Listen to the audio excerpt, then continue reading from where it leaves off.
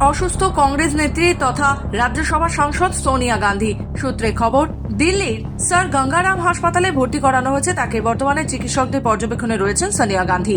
জানা গেছে সোমবার বিকেলে হাসপাতালে ভর্তি করানো হয় সোনিয়া গান্ধীকে।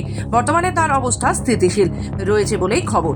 বিগত কয়েকদিন ধরে তার ক্রনিক কাশির সমস্যায় ভুগছিলেন, সেই কারণেই তাকে হাসপাতালে ভর্তি করা হয়েছে। হাসপাতাল সূত্রে জানা গেছে বর্তমানে চেস্ট স্পেশালিস্টের নজরদারিতে রয়েছেন তিনি।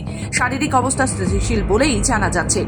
প্রসঙ্গত, গত ডিসেম্বরে ৭৯-তে পা দিয়েছেন সোনিয়া গান্ধী। বিগত কয়েক বছর ধরে বারবার অসুস্থ হয়ে পড়েছেন সোনিয়া।